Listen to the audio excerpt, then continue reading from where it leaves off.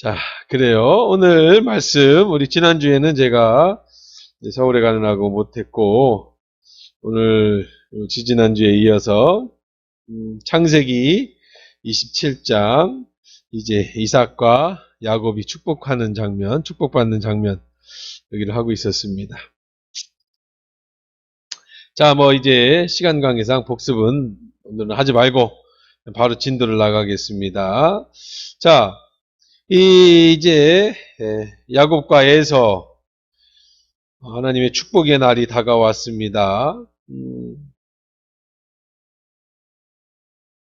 이삭이 나이가 그렇게 많이 들지 않았는데도 불구하고 눈이 잘 안 보이고 조금 여러 가지 감각이 좀 떨어져서 어쨌든 자식들에게 축복해주는 날을 잡았습니다. 이 히브리 문화에 대해서 오늘도 이제 우리 극동방송에서 첫째 시간을 가졌는데, 이 히브리 문화를 알아야 성경을 우리가 이해하기가 많이 쉽죠. 히브리 문화에서의 특징 중에 하나는 뭐냐면 축복이 내리된다, 세습되어진다. 이것이 히브리 문화의 특징입니다. 하나님의 축복은 혈통을 굉장히 중요시해요. 혈통을. 그래서 지파 이런 것들을 굉장히 중요시 여기죠. 그래서 특별히 레위 지파의 경우에는 그 제사장인 경우는 이제 세습되어집니다. 어떻게 되어지냐면 그 아버지가 아들에게 그 안수를 하면서 이렇게 세습되어지죠. 그뿐만 아니라 축복도 이렇게 내리된다 말씀을 드렸었습니다. 그 중에서 장자에 대한 축복은 보통 그 집안 식구의 2분의 1의 재산을 받고 또 장자가 자기 식구들을 다 거느려야 되는, 책임져야 되는 그런 책임을 갖게 된다. 그런 말씀을 가져드렸었습니다. 그래서 이제 아버지가 축복하는 날이 되니까 이제 엄마가 야곱에게 축복을 주고 싶어 했죠. 이건 좀 하여간 그 집안의 편애. 아버지는 장자를 좋아했고 엄마는 차자를 좋아했다. 편애에 대한 얘기도 우리가 길게 한번 가진 시간이 있었습니다. 자, 이제 드디어 시간이 됐습니다.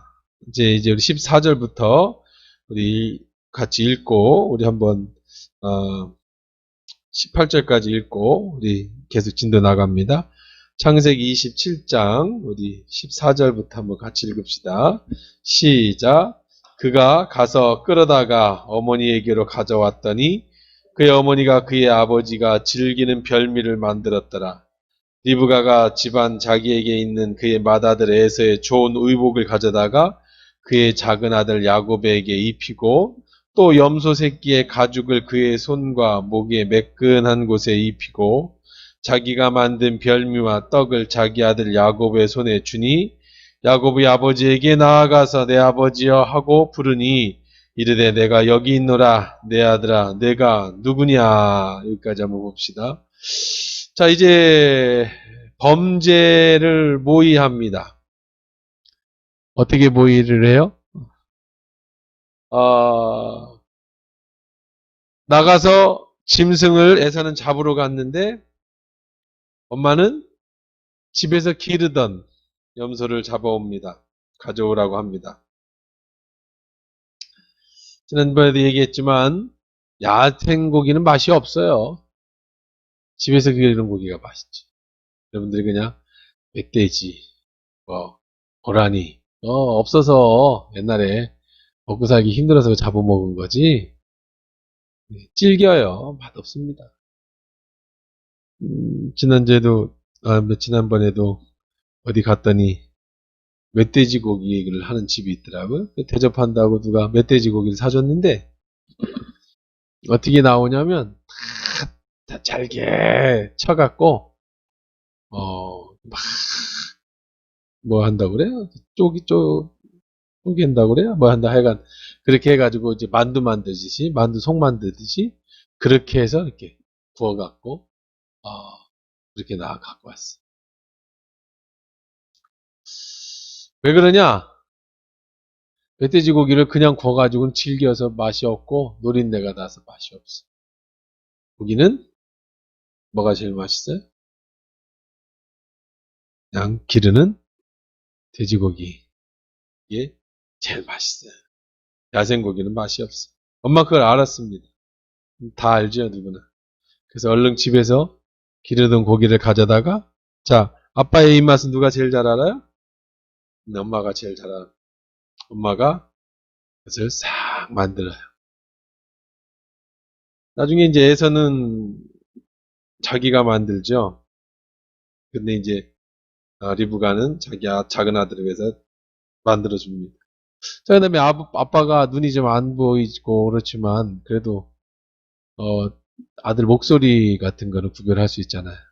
그래서 이제 작전을 세워서 목소리도 연습하고 그 다음에 야곱과 에서의 큰 차이가 뭐가 있었냐면 에서는 털이 많았어요.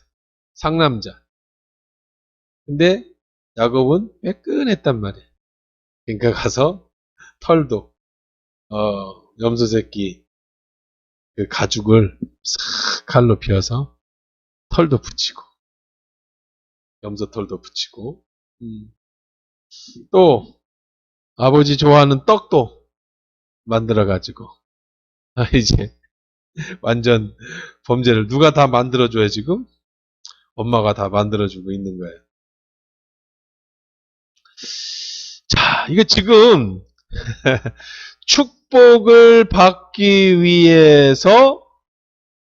축복을 받기 위해서 뭐를 해요? 거짓말을 한단 말이에요. 그렇죠? 이거 참 아이러니하지 않아요? 축복을 받기 위해서 거짓말을 한다. 신천지 같지 않아요? 신천지. 구원하기 위해서 교회에 가서 다른 사람을 유인해가지고 데리고 나온다. 거짓말을 한단 말이에요. 거짓말을 하지만 그 거짓말은 뭐를 위한 거짓말이에요? 진리를 위한 거짓말이다. 그렇죠?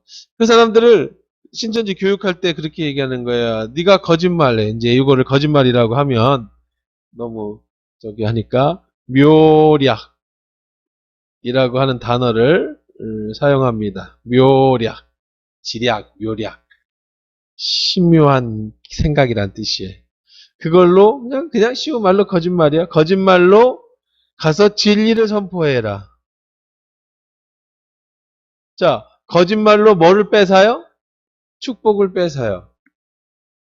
계속해서 봅시다. 자, 이제 19절부터 22절까지 한번 23절까지 같이 읽읍시다. 19절부터 시작. 야곱이 아버지께 대답하되 나는 아버지의 맏아들 에서로소이다. 아버지께서 내게 명하신 대로 내가 하였사오니 원하건대 일어나 앉아서 내게 사냥한 고기를 잡수시고 아버지 마음껏 내게 축복하소서.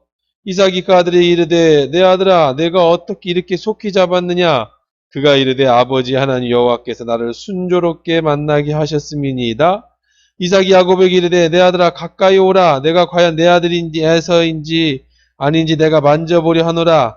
야곱이 그 아버지 이삭에 가까이 가니 이삭을 만지며 이르되 음성은 야곱의 음성이나 손은 에서의 손이로다 하며 그의 손이 형 에서의 손과 같이 털이 있으므로 분별하지 못하고 축복하였더라. 자, 엄마의 거짓말은 가서 요리 만들고 아들을 그냥 치장시키는 게 엄마의 거짓말이었어요.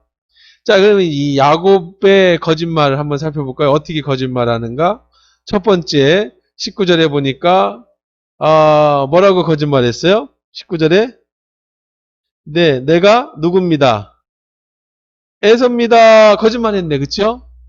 자기 누군데? 야곱인데. 자, 거짓말이 어떻게 진행되는지 보세요. 두 번째는 또 뭐라고 또 거짓말하는지 보세요. 자, 19절 뒤에 보니까 내가 명하신 대로 하였어. 원 가운데 일은 내가 사냥한 고기를 뭐래요? 내가 뭐 했대요? 사냥했대.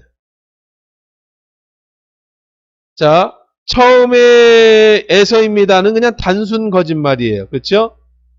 단순하게 거짓말했어. 너 에서예요. 뭐 그냥 생각 없이 저 축복 걷고 싶어서. 그 다음에 두 번째 거짓말은 스토리를 만들죠. 자, 거짓말을 어떻게 확장시키죠? 내가 사냥했대. 스토리를 만들어. 자, 그 다음에 이게 더 어떻게 확장이 되는가 한번 봅시다. 세 번째. 자, 여기 보세요. 20절에 이삭이 그 아들에게 이르되 내 아들아 내가 어떻게 이렇게 속히 잡아왔냐. 내가 이르되 아버지의 하나님 여호와 하나님께서 뭐 하셨대요? 순조롭게 만나게 하셨다. 순조롭게. 자기의 거짓말을 치장하기 위해서, 스토리를 만들기 위해서 누구를 끼어들어? 하나님을 끼워 넣어요. 누가? 야곱이. 뭐 하려고? 누구의 축복을 받으려고? 아버지, 하나님의 축복을 받겠다고 거짓말에 누구를 넣어요? 하나님을 넣어. 거짓말이 어떻게 되고 있어요? 커지고 있죠, 점점 더. 자, 결과만 좋으면 됩니까? 과정은 상관없어요? 자, 거짓말을 해서 진리를 전파할 수 있어요? 신천지가 묘리학으로, 묘리학이야. 그러니까, 묘리학이야? 자, 묘리학으로 예배당이 교회에 들어와서 거짓말해서 사람을 뺏어가지고 거기에다가 진리를 선포할 수가 있을까? 이런 게 가능할까? 자, 어떻게 거짓말로 이렇게 확장한 거짓말. 자, 한번 성경을 한번 그러면 사용해 봅시다. 성경을 한번 보십시다. 159페이지. 요한복음 8장 44절.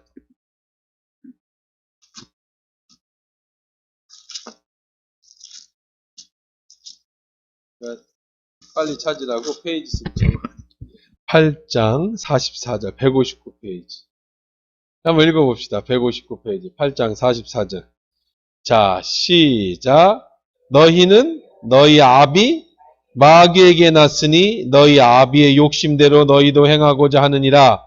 그는 처음부터 살인자요 진리가 그 속에 없으므로 진리에 서지 못하고 거짓을 말할 때마다 제 것으로 말하니 이는 그가 거짓말쟁이요 거짓의 아비가 되었음이니라. 자, 성경은 예수님이 직접 얘기해 주셨어요. 거짓말은 여러분 거짓말 하잖아요. 거짓말 할 수 있죠. 거짓말. 자, 이 거짓말은 아버지가 있대. 누가 거짓말의 아버지래요? 너희 아버지 누구? 마귀에게 낳는데 마귀가 하는 게 거짓말이에요. 여러분 거짓말 하는 거는 마귀가 시키는 거예요. 절대 거짓말이 진리를 선포할 수 없어요. 자, 마귀에게 났으니 보세요. 어떻게 된대요? 마귀가 너희 아버지의 욕심대로 너희도 행하지 하니라. 그는 처음부터 살인자요 진리가 그 속에 없으므로 진리에 서지 못하고 거짓말을 할 때마다 제 것으로 말하는 거짓말을 할 때마다 마치 진짜 자기인 것처럼 에서인 것처럼 같이 사냥을 해가지고 다 해온 것처럼 또 하나님까지 그러니까 거짓말이 심해지면 이게 자꾸 하나님 앞에 이것도요 처음에 에서예요 할 때가 힘든 거예요. 거짓말도 저 에서예요 할 때가 힘든 거고요. 그 다음에 스토리 만들고 나중에 담대해지고 자기의 거짓말을 포장하기 위해서는 누구까지 이용한다고요? 하나님까지. 그래서 참 무서운 거예요. 여러분, 그래서 우리 하나님 앞에 매일 참 정직하게 살아가고 매일 말씀을 묵상하고 여러분이 매일 내 자신을 쳐서 복종시켜야 될 이유가 여기에 있어요. 여러분이 매일 말씀을 묵상하지 않으면 내가 거짓말하는 것이 처음에는 두려운데 이게 점점 지나가다 담대해지면은요, 나중에는 어떤 일이 생기냐면 내가 거짓말을 계속 하잖아요? 그럼 진짜 자기가 그런 거라고 자기 스스로가 저기가 돼. 그렇게 돼요. 그 참,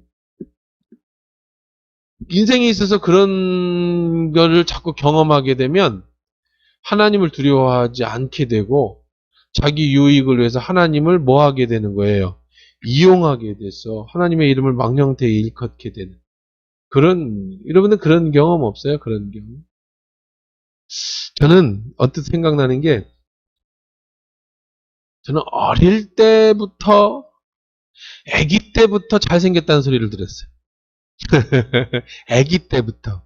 제가 기억이 나는 건 뭐냐면 제가 아기 때 눈썹이 이렇게 길어갖고 어른들이 여기다 성냥 몇 개 올려놓느냐를 갖고 나 데리고 다니면서 이리 와봐. 그래서 성냥 하나 둘 셋 넷 이렇게 성냥 안 떨어진다고. 성냥 있잖아요. 그러고 데리고 놀았어. 그러니까 시대를 잘못하고 태어났는데 그때는 꽃미남이 없었어요. 이 지집에 갔다는 얘기를 많이 들었지. 아기 때부터. 피부가 하얗고 지금으로 태어났으면 진짜 꽃미남 내가 아이돌로 데뷔를 하든지 노래를 못하니까 뭐 그런 걸로 했을 텐데 그런데 이제 그때는 이제 꽃미남이 없고 지집에 갔다는 소리를 많이 여자 같다고. 근데 남자는 좀 그 당시에는 남녀를 구분하던 여자가 남자가 남자답게 해야 된다. 근데 전 그 어릴 때부터 참 예뻤어요. 남자인데 이렇게 이쁘다. 그리고 이제 그러면서 머릿속에 제가 무슨 상상을 하고 살았냐면 제 아기 때 이제 어렸을 때 그 당시에는 그 길거리 캐스팅 그리고 소년 동화 이런 데 표지 모델 나오는 거 있잖아요. 그러거나 이제 뭐 CF 이렇게 찍고 애기들 그런 CF 난 속으로 상상을 하는 거야. 내 스스로 상상을 하는 거야. 거기에 내가 뭐 출전했던 거 뭐 이렇게 상상을 하는 거야. 사람들이 하도 이쁘다 이쁘다고 하니까 자기 스스로. 그래서 어느 순간에 제가 기억나는데 내가 뭐 거기에 나갔다고 거짓말을 하고 이렇게 이제 점점 커져 보니까 나중에는 중학교 때쯤 됐는지 하여간 초등학교 때인지 중학교 때인지 모르겠는데 제 기억으로는 나 스스로가 그렇게 나간 걸로 믿고 있었어요. 한 적도 없는데 그러니까 혼자 거짓말로 사람들한테 얘기하면서 상상을 하다가 나중에는 나도 내가 진짜 나간 걸로 아는 거야. 나갔는데 떨어졌다. 하도 거짓말을 하고 다니다 보니까 나중에 진짜 내가 내 자신이 나도 그렇게 믿고 있더라고. 그런 기억이 나요, 어렸을 때. 그러니까 참 거짓말이라는 건 나중에 이게 정도가 심해지면 그 거짓말이 자기를 숨겨요. 자기를 속여. 그러니까 진짜 사기꾼은요. 진짜 사기꾼 있잖아요. 아주 대단한 사기꾼, 진짜 사기꾼은 자기가 자기를 속여. 그리고 자기가 진짜로 자기를 믿어서 자기가 그런 사람이라고 생각을 해요. 그건 진짜 사기꾼이에요. 이게 거짓말해가지고 뭐 얼굴이 빨개지고 거짓말한다고 눈동자가 돌아가고 거짓말해가지고 가슴 뛰는 건 사기꾼도 아니야. 그거는 이제 진짜 1단계 거짓말이고 거짓말이 깊어지면 나중에는 자기 자신이 진짜 그런 사람인 줄 알아. 스스로를. 이게 과대 망상에 피해 망상이 정신적 질병까지 오는 거죠. 그러니까 그렇게까지는 우리가 안 된다 할지라도 여러분 정말 조심하셔야 돼요. 이게 나이하고 상관없어요. 정말 조심해야 되는 게 하나님 앞에서 내가 흠없이 살려고 부단히 노력해야 돼. 조금씩 타협하는 꼭 거짓말이 이 지금 야곱이 이삭에게 그렇게 거짓말하는 거짓말이 아니래도 어떤 우리들이 하나님 앞에서나 사람 앞에서의 자신을 드러내는 숨기는 어떤 그런 것들이든지 부끄러운 것들을 초반에 끊어야지 바로 끊어야지 이걸 계속 가다 보면 거짓말이 확대되고는 나중에는 그 거짓말을 내가 스스로를 속이게 되는 자 그래서 거짓말하는 건 누구로부터 오는 거예요? 모두 마귀에게 오는 거예요. 거짓말의 아비가 마귀라. 제 것으로 말해. 그는 거짓말쟁이요. 거짓의 아비. 거짓말하는 사람은 전부 마귀의 아비예요. 마귀의 자식이에요. 하나님의 자녀는요, 거짓말하면 안 돼요. 거짓말하는 건 누구의 자녀가 된다? 마귀의 자녀. 그러니까 애들한테만 그렇게 가르치지 말고요. 이거는요, 나이가 40이 되든 50이 되든 60이 되든 상관없습니다. 다 누구나 정말 우리가 조심해야 될 그런 거예요. 자, 계속 한번 또 계속해서 또 한번 살펴볼게요. 그 다음에 히브리서 6장 18절 359페이지. 359페이지 히브리서 6장 자 18절 한번 봅시다. 자 히브리서 6장 18절 이거 성경 퀴즈 대회 자주 나오는 문제예요. 하나님이 하실 수 있는 없는 것은 하나님이 하실 수 없는 게 있어요? 전지전능하시잖아요. 하나님이 하실 수 없는 게 성경에 나와요. 자 읽어볼까요? 히브리서 6장 18절 시작. 이는 하나님이 거짓말을 하실 수 없는 이 두 가지 변하지 못하는 사실로 말미암아 앞에 있는 소망을 얻으려고 피난처를 찾는 우리에게 큰 위안을 받게 하려 하십니다. 하나님 무엇을 못한대요? 하나님은 뭐를 못해? 거짓말을 못하신대. 그러니까 하나님이 여러분에게 한번 약속하시면 꼭 지켜주신다고요. 왜? 하나님 거짓말을 하지 못하니까. 그러니까 거짓말은 전부 누구에게 나왔다고 생각하시면 돼요. 모든 거짓말은 다 마귀에게 나는 거예요. 그러니까 이 신천지라는 거는 존재할 수가 없는 거예요. 그러니까 하나님 이렇게 처단하시잖아. 이만희의 기적이 일어났다는 거 아시죠? 들어갈 때는 그 감옥에 들어갈 때는 휠체어를 타고 들어갔는데 나이가 많으니까 병보석으로다가 돈을 내고 풀려났어요. 우선. 그들이 이제 감옥에서 나오고 자기 집에 들어갈 때는 기적적으로 벌떡 일어나서 걸어서 들어갔다네. 이만희의 기적이라고. 그 감옥에 들어갈 때는 휠체어를 타고 들어갔고 나올 때는 걸어서 자기 방에. 대단하신 분이라고. 자, 이만희의 기적. 자, 그러니까 이런 그 거짓말로 진리가 포장될 수는 없어요. 그럼 우리가 또 이런 또 질문이 있죠. 하얀 거짓말은 어떻게 됩니까? 하얀 거짓말. 하얀 거짓말은 어떻게 돼요? 이제 예를 들어서 집에 있는데 전화가 왔어. 엄마 계시냐? 없다 그래, 없다 그래, 없다 그래. 엄마 안 계시는데요. 어디 가셨어? 어디 가셨어? 모르겠어요. 엄마 누구한테 전화 왔다 그래? 예, 알겠어요. 엄마 누구한테 전화 왔다는데 그래, 알았어. 이런 거짓말은 어때? 또 이런 거짓말 있죠. 안 이쁜데. 오늘 굉장히 이쁘시네. 뭐 빠마 잘 나왔다. 속으로는 이거 어디서 한 거야? 이거 어떻게 하려고 저렇게 했어? 근데 이제 겉으로는 예쁘게 나. 이런 거짓말은 어떨까요? 하얀 거짓말. 거짓말은 거짓말인데 상대에게 피해를 주지 않는 거짓말은 괜찮을까? 그런 것도 하지 말까? 그런 것도 안 하면 얼굴 보면서 오늘 빠마가 망쳤네. 큰일 났네. 이제 앞으로 어떻게 하냐.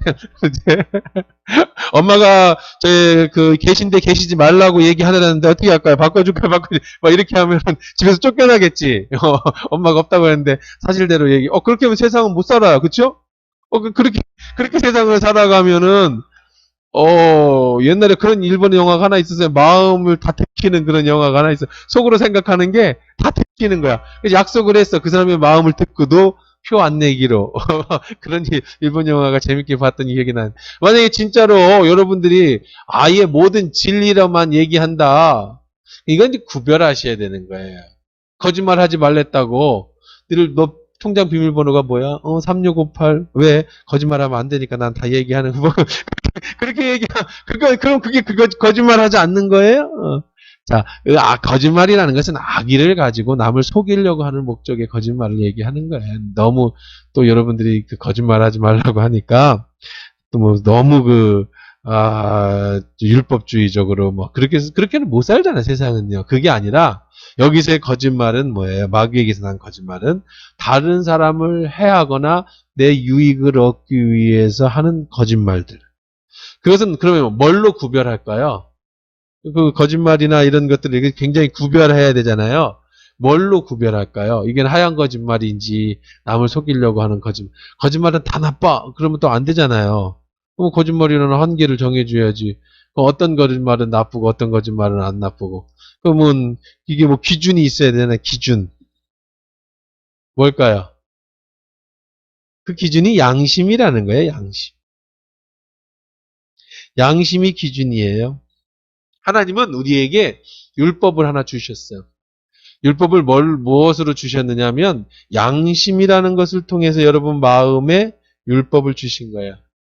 그러면 이 양심은 어떤 관계가 있느냐면 하나님 말씀이 양심으로 들어가요. 말씀이 양심으로 들어갑니다. 그럼 여기에서 양심이 어떤 것들을 다 정리를 해서 뭘로 나오냐면 말과 행동으로 나오는 거예요. 그래서 이제 그 양심이. 근데 이제 문제가 있죠. 이게 하나님 말씀의 기준이 된다면, 양심이 기준이 된다면 어떤 문제가 있을까? 양심이 기준이 되면. 사람 양심이 다 달라요. 그렇죠? 어떤 사람은 뭐 진짜 양심 우리 말 그런 말 있잖아요. 양심도 없는 놈 같으니라고. 그래. 넌 양심도 없냐? 뭐 이런 거 있잖아요. 넌 양심도 없냐? 그러니까 어떤 사람에게 있어서는 이 기준이 양심이 뭐 어떤 사람은 뭐 거짓말을 막 해도 전혀 양심에 꺼리낌이 없는 사람이 있는가 하면 어떤 사람은 조금만 거짓말해도 그 양심이 막 콩닥콩닥거려 가지고 이렇게 하는. 그래서 이게 왔다 갔다 한단 말이야. 하나님 주신 양심이. 그래서 여러분의 신앙이 중요한 거예요. 그래서 여러분이 믿음 생활을 오래 할수록 말씀을 자꾸 들어가고 기도하고 하나님께 내 양심이 부드러워진다고 표현할까요? 점점점 더 하나님 앞에 가까워져요. 여러분이 말씀이나 하나님의 그런 것들을 멀리하면 양심이 점점 그래서 나중에는 성경에서는 양심을 뭐라고 표현을 하냐면 이렇게 가버리는 양심을 뭐라고 하냐면 화인 맞은 양심이라고 얘기합니다. 화인이 뭐냐면 불화자에다가 도장 찍을 인자를 찍는 거예요. 불도장. 양심이 불화살을 맞아가지고 새까맣게 타버렸어요. 양심이 작동을 안 해. 화인 맞은 양심이. 근데 반대로 여러분이 말씀을 매일 기도 생활하면 양심이 살아나요. 그러니까 기도할 때 막 기도하면서 막 울면서 기도하면 사람들이 그래. 야, 넌 뭔 죄를 그렇게 많이 져가지고 맨날 울면서 기도하냐? 넌 뭔 보통 죄를. 근데 이제 양심이 살아나면 내가 하나님 앞에서 이 기준이잖아요. 내가 하나님 앞에서 잘못한 것, 사람 앞에 잘못한 것들이 점점점 부드러워지는 거예요. 옛날 같으면 전혀 양심에 거리끼지 않을 일들이 이제 점점점 더 양심에 그것이 거슬려지고 그것으로 인해서 회개하게 되고 하나님 예수님의 십자가 보혈이 내 죄를 용서해 주는 그 은혜가 점점 커지는 거예요. 그러니까 양심이 살아날수록 눈물이 많아져요. 양심이 살아날수록 옛날에는 별게 아닌 것들이 이제는 점점 나를 하여금 하나님 그런 것들이 결국 하나님 말씀이 얼마만큼 내 안에서 양심이 작용하느냐 이런 차이가 되는 거예요. 근데 어떤 의도를 가지면 나쁜 의도를 가지면 양심이 이제 화인 맞은 양심으로 가서 거짓말을 하게 되고 거짓말을 하다 보면 나중에는 뭐가 돼요? 나중에는 하나님의 이름까지도 들먹이면서. 그래서 이제 기본적으로 애들을 키울 때 저는 그랬어요. 저는 우리 애들을 키울 때, 은지구, 지연이를 키울 때, 공부 못했다고 혼내키지 않습니다. 뭘 안 했다고 그러지는 않아요. 그냥 뭐, 화를 낼 수는 있죠. 이놈 새끼 왜 안 했어? 이렇게. 근데, 거짓말을 하면은 많이 혼냈어요. 거짓말을 하면.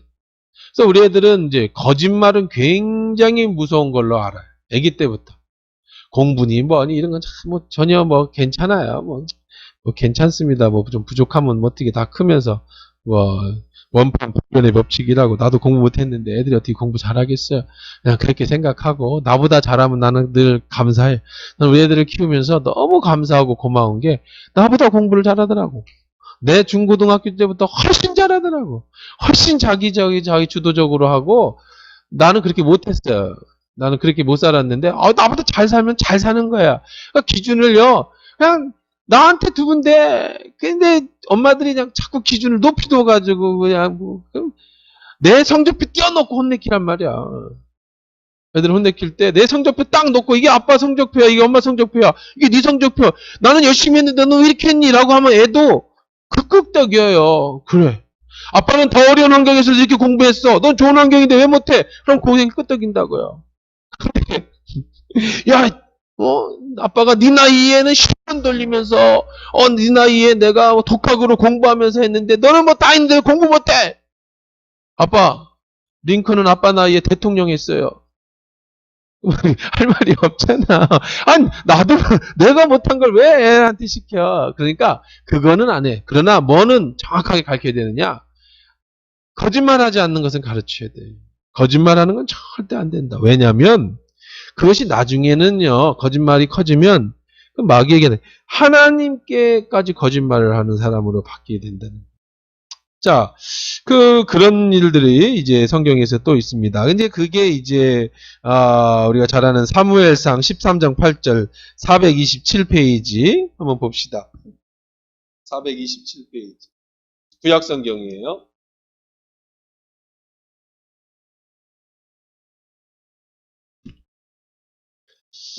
사무엘상 13장 8절부터 14절까지 보면 이 거짓말이 결국은 사울이 왕에서 쫓겨나는 원인이 됩니다. 결과적으로 한 사람의 운명이 무너지는. 자, 한번 볼까요? 8절부터 14절까지 읽어보게요. 시작. 사울은 사무엘이 정한 기한대로 이레 동안을 기다렸으나 사무엘이 길갈에 오지 아니하매 백성이 사울에게 흩어지는지라. 사울이 이르되 번제와 화목제를 이리로 가져오라 하여 번제를 드렸더니 번제 드리기를 마치자 사무엘이 온지라. 사무엘이 나가 맞이하여 문안하며 사무엘에 대해 왕이 행하신 것이 무엇이냐 하니 사울이 이르되 백성은 내게서 흩어지고 당신은 정한 날에 오지 아니하고 블레셋 사람은 미스바에 모였음을 내가 보았으므로 이에 내가 이르기를 블레셋 사람들이 나를 치러 길갈로 내려오겠거늘 내가 여호와께 은혜를 간구하지 못하였다 하고 부득이하여 번제를 드렸나이다. 사무엘이 사울에게 이르되 왕이 망령되이 행하였도다. 왕이 하나님 여호와의 왕에게 내리신 명령을 지키지 아니하였도다. 그리하였더라면 여호와께서 이스라엘의 왕을 나라를 영원히 세우셨을거늘 지금은 왕이 나라를 길지 못할 것이라. 여호와께서 왕에게 명령하신 바를 왕이 지키지 아니하였으므로 여호와께서 그의 마음에 맞는 사람을 구하여 여호와의 그의 백성의 지도자를 삼으셨느니라. 자, 사무엘이 뭐 하지 못했어요? 사울이 사무엘을 기다려야 되는데 기다리지 못하고 자기가 그냥 제사를 드려보냈어요. 자, 그 결과 어떻게 됩니까? 그 결과 왕위에서 박탈이 됩니다. 자, 이거를 지금 이 창세기에 있는 야곱의 얘기를 한번 가지고 가봅시다. 지금 리브가가 자기 아들 야곱에게 축복을 주고 싶어서 엄마부터 아주 집안이 아주 부부 도박단 부부가 아니고 모자 사기 도박단 같은 사람이 엄마부터 그냥 사기를 치기 시작해가지고 아들한테까지. 자, 원인이 뭐였어요? 이유는 뭐였어요? 왜 그렇게 아들에게 그 장자권을 주고 싶었어요?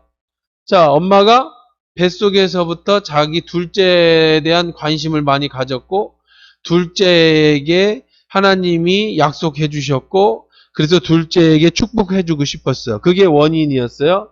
근데 이게 원인이에요, 원인. 그러면 이제 그 결과는, 결과는 어떻게 되죠? 정말로 누가 축복을 받아요? 야곱이 축복을 받습니다. 근데 이 원인과 결과 속의 이 과정 속에서 뭐가 들어간 거예요? 거짓말이 들어갔어요. 그러면 우리가 지금까지 쭉 살펴봤죠? 거짓말은 마귀에게서 났다. 하나님은 뭐 하실 수 없는 분이다? 거짓말 하실 수 없는 분이다. 이 거짓말이 어떻게 확장되는지도 봤잖아요. 자, 그런데 결과는 야곱이 축복을 받는 그대로 바뀌지 않았어요. 자, 원인도 바뀌지 않았어요. 하나님이 축복해 준다고 했고 결과도 야곱이 축복을 받았어요. 근데 문제는 과정에서 생겼어요. 과정에서 거짓말이 들어갔단 말이에요. 그러면은 여러분, 만약에 이 작전이 아니었다라면 하나님은 야곱을 축복하지 않았을까요? 이삭은 야곱을 축복하지 않았을까요? 그것을 뭘 통해서 볼 수 있냐면 지금 읽은 사무엘을 통해서 볼 수 있는 거예요. 자, 사울이 이제 전쟁을 기다리고 있습니다. 근데 사무엘이 와야 전쟁이 시작돼요. 왜냐하면 기도하고 시작해야 돼, 전쟁은. 근데 목사님이 안 온단 말이에요. 그런데 내 백성들이 무서워서 자꾸 도망가요. 이스라엘 백성이. 지금 어려운 처지가 생겼어요. 이스라엘 백성은 도망가고 블레셋은 몰려오고 있고 이대로 되면 어떻게 되겠어요? 칠 것 같아요. 근데 누구는 안 와요? 사무엘은 안 와요. 그때 두 가지 중에 하나를 선택해야 됐어요. 사울은요. 전쟁은 하나님께 있다고 믿고 약속하신 하나님의 뜻을 생각하며 기다릴 건지 아니면 인간의 방법대로 그냥 내가 뭘 해버려? 제사를 지내버리든지. 자, 이 두 가지 제사를 지낼 것인지 아니면 기다릴 건지에서 자, 지금 꼭 여기로 다시 돌아올게. 성경을 성경으로 풀어보자고요. 만약에 그렇게 됐으면 여러분의 인생도 또 한번 여기다가 이 도식에다 집어넣어 봐요. 자, 지금 리브가는 조바심이 납니다. 왜 조바심이 나요? 이삭이 축복해주는 날이 다가왔어요. 이대로면 누가 축복을 받게 생겼어요? 에서가 축복을 받게 생겼어요. 조바심이 납니다. 그때 똑같은 거예요. 하나님의 약속을 믿고 기다릴 건지 아니면 내 계략과 생각을 가지고 뭐 할 건지 거짓말을 할 건지. 결과는 누구를 위한 거였어요? 하나님을 위한 거였어요. 하나님이 뜻하신 대로 이루어지는 거. 사울도 결과는 우리 이스라엘이 블레셋을 이기는 거였고, 자, 야곱이 축복을 받는 거였어요. 하지만 과정에서 기다릴 건지 아니면 내 생각대로 할 건지에 대해서는 누가 결정하는 거였어요? 본인이 결정해야 되는 거예요. 지금 리브가도 뭐를 결정해서 선택했어요? 야곱도 리브가도 거짓말을 선택했어요. 인간의 방법을 선택했어요. 사울도 뭘 선택했어요? 인간의 방법을 선택했어요. 이걸 가만히 생각해 보면 지난주에 설교하고도 연관시켜 보세요. 예수님이 제자들을 다 쉽게 서울이라고 합시다. 예루살렘을 서울에다 두고 본인은 저 전라도 지금 전주는 좀 너무 도시니까 저 진안면 무슨 리 있어요? 진안 출신 없어요? 진안군 마령? 마령. 진안 마령에 오셨단 말이에요. 고향. 진안 마령에서 농사 짓고 사람들이 있는데 자꾸 어슬렁어슬렁거려 6개월이나 일도 안 하고 예수님이 그 형제들이 그랬어. 저기 메시아라며 하나님의 아들이시라며 뭐 오병의 기적도 일으키셨다며 지금 이게 6개월이 이렇게 빈둥거려서 되겠냐. 지금이 초막절이니까 다들 예루살렘을 서울로 사람들이 다 갔단 말이에요. 거기 가서 좀 드러내라. 그랬더니 하는 소리가 예수님 하신 말씀이 뭐예요? 내 때가 아직 이르지 않았다. 인간의 때는 뭐예요? 지금이에요. 지난 6월절부터 초막절 사이에는요. 예수님이 뭘 해도 큰 효과가 없어요. 왜냐하면 사람들이 다 집에 갔으니까 서울에 사람들 몇 명한테만 영향이 있는데 이런 명절에는요. 엄청난 저기가 있는 거예요. 사람들이 다 몰려오니까. 이게 인간의 방법이에요. 근데 예수님은 그러지 않으셨다는 거예요. 물론 이제 가셔요. 명절 끝날에 가십니다. 끝날 때 올라가세요. 하나님 때가 돼서 명절 처음엔 안 올라가시고 그거는 이제 다음에 나오겠지만 자 사울은 기다렸어야 되는 거예요. 누구를? 사무엘을. 자 리브가는 기다렸어야 되는 거예요. 하나님이 어떻게 하실지를. 예수님은 기다리셨어요. 하나님의 응답을. 우리도 이런 일에 많이 어려움을 겪습니다. 인생에 있어서 우리가 배워야 될 게 이런 것들이에요. 우리도 못 기다려서 낭패를 보는 게 너무 많아요. 너무 쉽게 결정해버려. 자기 인생이 달린 문제를 좀 더 기다렸어야 돼. 근데 기다리지 못해서 자식을 키우면서도 기다리지 못하고 남편의 구원을 놓고도 기다리지 못하고 어떤 일들을 시작함에 있어서 기다리지 못하고 원인은 좋아요. 결과도 원해요. 하나님 뜻이에요. 응답해 주셔요. 근데 이 과정 속에서 참지 못하는 거예요. 뭐 때문에 못 참아? 내 생각이 너무 강해서 못 참아. 내 뜻이 너무 강했어. 양심이 자꾸 내 생각이 옳은 거. 야, 과정이 뭐가 중요해? 결과가 중요하지.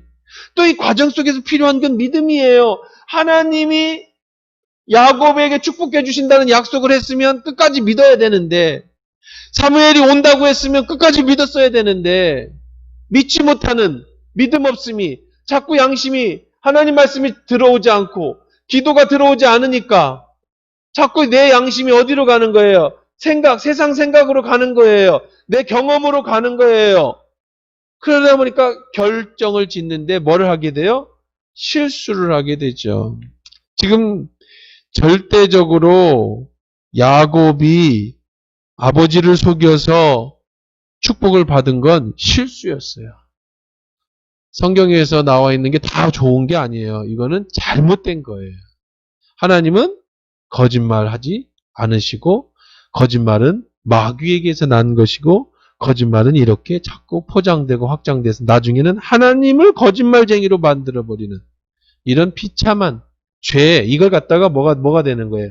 죄가 되는 거예요. 선을 행하려다가 죄인이 되는 거죠. 죄가 되는 겁니다. 자, 이렇게 거짓말이 확자됩니다. 우리가 이제 이것도 하나 보는 것이 뭐예요? 우리 예수님 시절에도 이런 일이 한번 있었죠? 누가 그렇게 했죠? 베드로가 그랬잖아요. 베드로가 3단계 예수님을 부인할 때 내가 모른다. 무슨 도움이 마지막에는 예수를 저주합니다. 베드로가 단순히 나 예수님 몰라 꺾기요 이게 아니에요. 읽어보십시오. 3단계로다가 이렇게 해서 마지막에는 예수를 저주해요. 자기 스승을 저주해. 뭐 하려고? 자기 살으려고. 불과 몇 시간 전에 칼로 다 말고의 귀를 자르면서 내가 당신을 지켜드리겠습니다 라고 했던 베드로였는데 불과 몇 시간 만에 어떤 여자 그 종의 말 한마디에 예수님을 저주하는 이런 일이 일어나는 거예요. 왜 그랬을까요? 말씀과 기도로 정말 내가 하나님 앞에 바로 서지 못하고 자꾸 인간의 생각이 들어가게 되면 그러면 그런 엄청난 실수를 그러지 않기 위해서 우리가 평상시에 뭐 해야 돼? 평상시에 우리가 말씀과 기도로. 조두순이가 오늘 뉴스에 보니까 몇천 번씩 팔굽혀펴기를 한대 하루에. 조두순이가. 왜 그러냐? 그랬더니 내가 나가면 사람들이 나를 공격할까봐 내 자신을 보호하기 위해서 그래서 10년 동안에 내가 나갈 거를 대비해서 계속 운동을 해서 아주 최고 좋은 체력을 만들었다고 그러더라고요. 그래, 왜? 나가서 이거 사람들 길거리 만나서 날 공격하면 막아야 되잖아요. 참 어떻게 보면 어리석지만 그래도 그 사람은 생각하는 사람이잖아요. 그렇죠? 여러분이 이렇게 안 되려면 어떻게 해야 되냐? 어떤 순간이에요. 여러분 이 양심이라는 것은 어떤 결정에는요 순간이에요. 내가 거짓말을 할 건지 아니면 내가 정직하게 할 건지는요 그 0.01초 사이에 내가 결정하는 거예요. 거짓말할 건지 하나님을 선택할 건지를. 근데 거짓말을 선택하면 이렇게 되는 거예요. 이거는 어떤 뭐 그런 게 아니에요. 누구나 그럴 수 있어요. 저도 그럴 수 있다는 거예요. 모든 사람이 그럴 수 있다는 거예요. 그러지 않기 위해서 조두순이가 나가서 누구한테 공격을 당할 것을 대비해서 운동을 하듯이 여러분이 이런 일을 당할 때 어떤 하나님의 시험이든 사단의 시험이든 내가 거짓말을 해야 되는 어떤 기다리지 못한 이런 문제가 생겼을 때 내가 하나님을 선택하는 양심을 가지려면 평상시에 늘 말씀과 기도로 나를 자꾸 단돌이 한다고 할까요? 나를 잘 하고 그다음에 늘 그런 일에 대해서 대비하고 하나님 앞에 서 있어야 우리가 실수하지 않는 거예요. 사울의 그런 실수는 치명적으로 왕위를 빼앗겼고요. 이런 야곱의 치명적 실수는요. 그의 인생의 운명이 달려집니다. 이 사건 이후로 리브가는 죽을 때까지 자기 아들을 못 봤어요. 그렇게 아끼고 사랑하는 아들을요, 죽을 때까지 못 보고 죽습니다. 엄마가 먼저 죽어요. 못 보고 죽습니다. 이런 비극을 맞아요, 비극을. 뭐 집안엔 난리가 났겠죠. 자, 계속해서 이제 계속 또 진도를 나가도록 그렇게 할게요. 자, 몇 절까지 읽었죠, 아까? 자, 23절부터 우리 이번에는 우리 30절까지 읽읍시다. 자, 시작. 그의 손이 형 에서의 손과 같이 털이 있으므로 분별하지 못하고 축복하였더라. 이삭이 이르되 내가 참 내 아들 에서냐? 그가 대답하되 그러하니이다. 이삭이 이르되 내게로 가져오라. 내 아들이 사냥한 고기를 먹고 내 마음껏 내게 축복하리라. 야곱이 그에게로 가져가매 그가 먹고 포도주를 가져가매 그가 마시고 그의 아버지 이삭이 그에게 이르되 내 아들아 가까이 와서 내게 입 맞추라. 그가 가까이 와서 그에게 입 맞추니 아버지가 그의 옷에 향취를 맡고 그에게 축복하여 이르되 내 아들의 향취는 여호와께서 복 주시는 밭의 향취로다. 하나님은 하늘의 이슬과 땅의 기름짐이며 풍성한 곡식과 포도주를 내게 주시기를 원하노라. 만민이 너를 섬기며 열국이 내게 굴복하리니 내가 형제들의 주가 되고 내 어머니의 아들들이 내게 굴복하며 너를 저주하는 자는 저주를 받고 너를 축복하는 자는 복을 받기를 원하노라. 이삭이 야곱에게 축복을 마침에 야곱의 그의 아버지 이삭 앞에 나가자 곧 그의 형 에서가 사냥하여 돌아온지라. 자, 이게 바로 야곱의 축복 기도입니다. 이제 이삭의 축복 기도죠. 야곱에게 해줬던. 이건 많이 우리 들어본 말인데요. 이거는 이제 아브라함에게 주셨던 그 축복의 약속의 말씀이 이어지는 겁니다. 이 말씀, 축복을 쭉 보면 이 땅에서의 축복과 하늘에서의 축복, 통치자의 축복, 이런 것들이 쭉 나오죠. 근데 이제, 결국은 이제 축복이라고 하는 것을 우리가 한번 여기서 오늘 이 부분까지 한번 보도록 그렇게 하십시다. 축복. 여기까지 볼 거예요. 자, 축복까지만 보도록 하십시다. 축복. 자, 축복은 우리 참 많이 좋아합니다. 복을 많이 좋아하는데 축복은 우리 축복의 또 도식을 한번 생각해 보세요. 축복은 누구에게로부터 오는 것이 축복이에요? 그렇죠? 그 축복은 하나님으로부터 오는 거예요. 자, 하나님은 축복을 주시는 분이고, 주시는 하나님이고, 우리 인간은 축복을 어떻게 하는 거예요? 받는 거예요. 그러니까 축복이 내려오는 거예요. 내려와. 어디에서부터? 하나님으로부터 자, 그러면 우리는 축복을 받아야 되는 입장이니까, 어떻게 축복을 받아야 되는가? 자, 이 야곱이 축복을 받는 과정을 한번 살펴보세요. 야곱이 먼저 축복을 받기 위해서 자, 하나님이 축복을 주시는데 하나님 내려와서 주시진 않죠. 중간자가 있어요. 중보자라고 합니다. 중보라는 뜻은 하나님과 인간 사이에 중간 역할을 하는 걸 중보라고 하는 거예요. 히브리서에서는 우리의 중보자가 되시는 누구? 예수 그리스도. 구약시대에는 중보를 누가 했어요? 제사장과 왕이 이 일을 했어요. 그렇지만 한 가지 예외가 있었다고 그랬죠? 누가 중보를 할 수 있었어요? 그 신앙의 아버지. 신앙의 아버지가 자기 자식에게는 하나님이 하신 제사장이나 왕이 했던 하나님과 인간의 대리 역할을 누가 했다고요? 아버지가 했어요. 그 당시에는. 지금은 누가 할까요? 지금은 예수님이 하시는 거예요. 목사님이 하는 게 아니고. 우리에게는 유일한 중보자만 계세요. 누가 계세요? 예수 그리스도 외에는요. 어떤 사람도 축복해 줄 수가 없어요. 예수님이 하나님의 축복을 여러분에게 주시는 거예요. 목사가 주는 게 아니에요. 그럼 목사님에게는 뭘 주셨어요? 목사님에게는 어떤 권세를 줬냐면 이 축복권을 주셨는데 내가 축복을 주는 게 아니라 축도를 하죠. 예수님이 이제 우리가 주일 예배할 때 마지막 축도. 이 축도는 하나님이 주시는 강복입니다. 하늘의 복을 내려주는 중간 역할을 해주는 게 축도. 그래서 미국 사람들은 축도를 굉장히 중요시 여겨요. 우리나라 사람들은 말씀을 굉장히 중요시 여기고 예배 시간에서 말씀을 들어야 예배를 드렸다고 그래.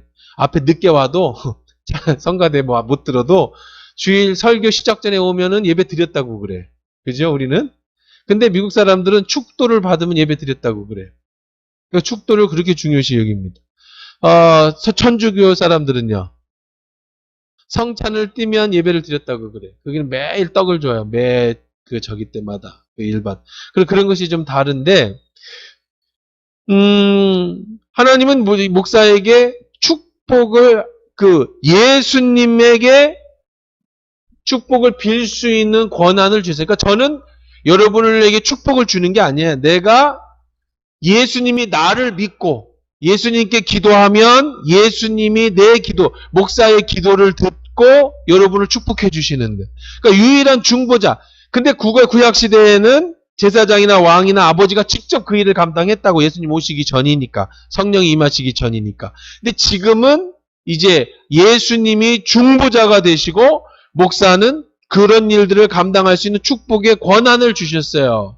자, 그래서 여러분 목사의 축복 기도를요 굉장히 소중히 여기셔야 돼요. 연말에 저는 옛날에는 우리 교회가 막 부흥할 때는 금요기도회 때도 안수를 많이 해드렸어요.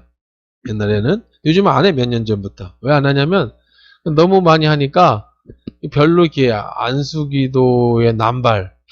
그러니까 별로 목사님 안수기도하는 게 뭐 그냥 누구나 편안하게 해주는 건지를 아니까 이 가치가 없어지더라고요. 그래서 안 해. 그래서 어느 날 딱 날 잡아서 안 해. 제가 안수기도 아픈 사람 기도하는 거 말고 아픈 사람 누구든지 와서 기도해 주는데 제가 축복 기도를 해줄 때는 아주 특별한 거예요. 그 가치를 드려야지. 하나님이 주시는 권한이니까. 근데 이제 다 해줄 때가 있죠. 그때 언제예요? 송구영신 예배 때. 그때는 다 일일이 안수를 해드립니다. 그걸 여러분 소중히 여기셔야 돼요. 그걸 의미거든요. 의미. 여러분이 그거에 의미를 두시면 그 의미가 부여한 대로 여러분에게 올 것이고, 여러분이 의미를 부여하지 않으면 그거는 뭐 의미 없는 일이에요. 그건 의미예요. 하나님의 축복은 이 모든 것을 믿는 사람에게는 축복이 되고 안 믿는 사람에게는 뭐 별 의미 없는 얘기예요. 뭐 하나님 목사님이 안수한다고 축복이 와? 라고 믿으면 안 와. 그러나 진짜로 온다고 하면 그렇게 의미를 부여하면 오는 거죠. 목사님이 능력이 없어고 목사님이 신실하지 않아도 올까요? 여러분, 목사님이 그 축복 기도를 해줄 때 예를 들어서 A라는 목사님은 기도도 많이 하고 신실하신 분이야. B라는 다 똑같은 담임 목사님인데 막 아무데나 또 축복 준다고 막 이리 갔다 머리 찜을 그럼 의미가 없어지잖아. 우리는 의미를 살자고 그랬잖아요. 그럼 여러분 한번 이를 물어봅시다. A라는 목사는 기도 많이 하는 신실한 분이고 B라는 사람은 기도도 많이 하는. A라는 목사님은 나이가 한 60 넘어가지고 세상 말로 말하면은 이제 목회도 한 3, 40년씩 하시고 아주 거룩하신 분이고 B라는 목사님은 이제 30대 초반에 이제 막 안수 받은 목사님이에요. 그러면 여러분이 이분한테 안수 받는 거하고 이분한테 안수를 받아. 그러면 이분한테 안수를 받으면 축복을 더 많이 받고 이분한테 받으면 덜 받을까요? 절대 아니죠. 왜 아니냐면 누가 주는 거라고 그랬어요? 중보자는. 예수님이 주시는 거예요. 도구로서 쓰임 받는 거지 내 능력으로 드리는 게 아니라고 그랬잖아요. 목사님이 안수 기도를 해서 병이 낫는 게 아니에요. 자꾸 그러니까 이단 사이비에 다 빠져들어가고 정말 그 말도 안 되는 일들을 저지르는데 가가지고 머리 들밀고 있는 거예요. 목사님의 능력으로 병이 낫는 게 아니에요. 어떻게 목사가 사람의 병을 낫게 합니까? 누가 낫게 하시는 거예요? 하나님이 예수님이 낫게 하시는 거예요. 중보자는 예수님밖에 없어요. 누구를 통해서? 목사님을 통해서.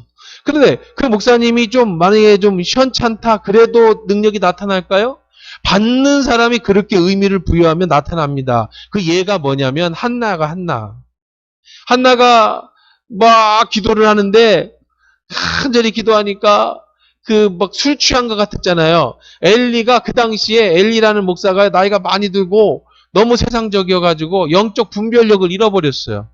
그래서 나중에 자기 아들 흠냐 비나스도 가서 전쟁터에 죽어버리고 그거에 쇼크 받아서 뒤로 떨어져서 목뼈가 부러져 죽어요. 그러니까 그 정도로 영적으로 완전히 타락한 시대였어요. 이 사사 시대거든요.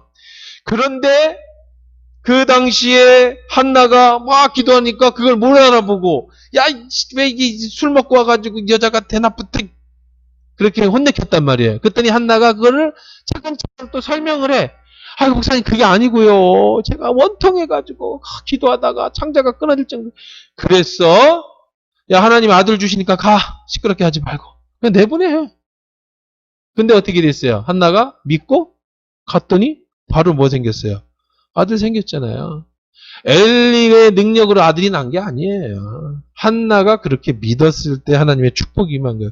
그러니까 여러분들이 어떻게 하는, 누가 주느냐가 중요하냐, 어떻게 여러분이 그것에 의미를 두느냐가 중요한 거예요. 봄 이제 신방은 뭐 이번에 가을 신방은 못했습니다. 코로나 때문에. 근데 봄 신방에 우리 교회, 우리 집에 목사님이 와서 축복해 주신다. 그러면 어떤 사람에는 아유 뭐 봄 신방 뭐 매년 하는 거 뭐 아유 귀찮아 이거 청소해야 되고 아유 안 했으면 좋겠다. 그 사람의 의미를 안 두면 그건 아무 의미가 없어요.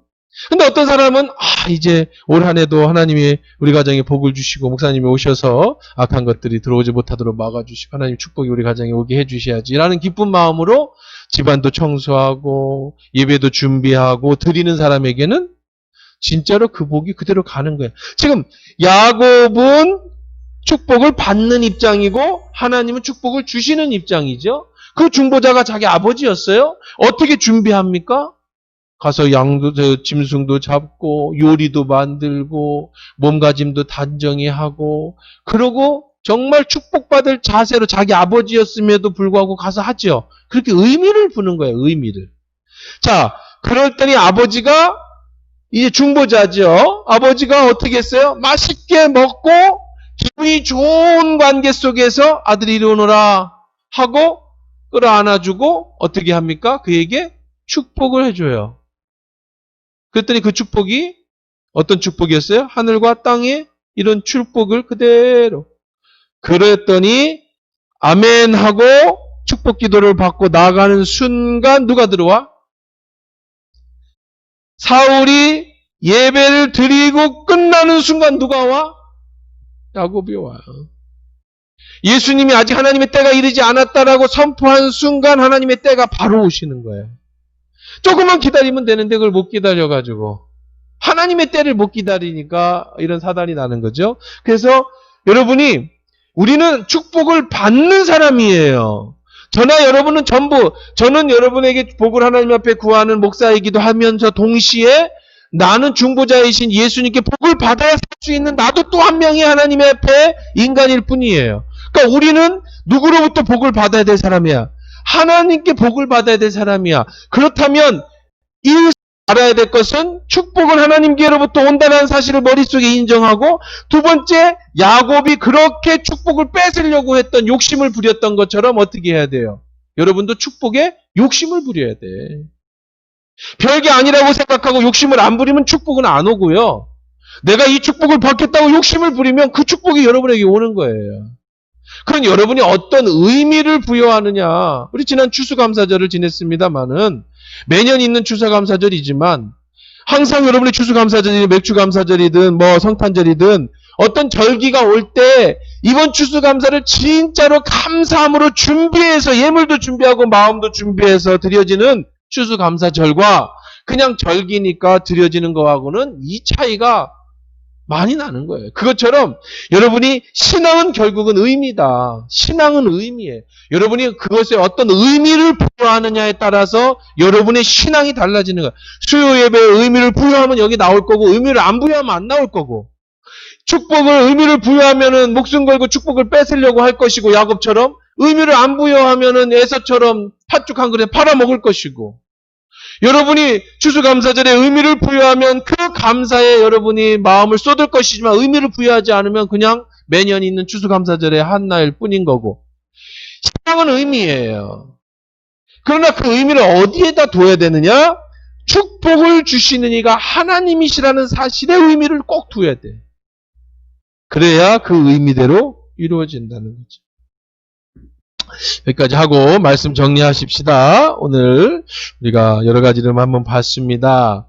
절대 거짓말은 하나님의 축복을 받을 수 있는 과정이 될 수 없다. 거짓말을 했다고 해서 하나님의 그 계획이 무너지지는 않아요. 하나님 뜻은 이루셔요. 그러나 이 과정에서 거짓말하는 그 일은 이 뒤에 이제 펼쳐질 야곱의 그 파란만장한 인생, 이삭과 리브가의 파란만장한 인생, 야곱과 에서의 그 숨막히는 형제간의 혈투, 그로 인해서 야곱이 당해야 될 엄청난 그 인생의 고난, 이 모든 게 다 뭐 때문에 시작됐어요? 기다리지 못한 데서부터 시작된 거예요. 우리가 그렇게 잘못 선택하면 그거에 대한 죄값이 온다라는 사실. 그러지 않기 위해서 어떻게 해야 된다고 그랬어요? 항상 내 양심이 말씀과 기도로서 어떤 일을 결정해야 될 때, 순간 결정해야 될 때 판단을 잘 세울 수 있도록 매일매일 나를 점검해야 된다. 두 번째, 축복에 관한 얘기를 했죠. 하나님은 축복을 주시는 분, 우리는 축복을 받는 사람. 그럼 우리는 어떻게 해서든지 하나님의 축복을 받아야 될 사람들이에요. 야곱은 그 축복을 받기 위해서 거짓말이라도 최선을 다해서 그 아버지를 봉양하고 그 축복을 기다리는 의미를 두었어요. 그리고 하나님은 이삭은 야곱에게 거짓말을 당해서 속아서 축복을 해줬지만 그는 정말 그 가장으로서의 아버지의 모든 축복을 다 쏟아 주었단 말이에요. 하나님은 그걸 또 뭐 했어요? 인정해 주셨어요. 그러니까 우리는 똑같아요. 우리도 하나님의 축복의 의미를 두자. 우리의 인생을 죽는 날까지, 주님 오시는 날까지 우리가 주의 일을 해야 되지만 주의 일을 하려면 복을 받아야 해요. 그러니까 그 복에 관심을 많이 가지고 축복받는 일에 여러분이 자꾸 의미를 부여하셔야 돼요. 그냥 될 대로 살지 말고 시간 흘러가는 대로 살면 안 돼요. 축복의 의미를 두시고요. 그게 결국은 뭐 하나님 나라로 이어지는 거 아닙니까? 야곱의 축복은 땅과 하늘에서의 복이었잖아요. 그럼 그 축복이 결국은 하나님 나라에까지 이어지는 축복으로 된다.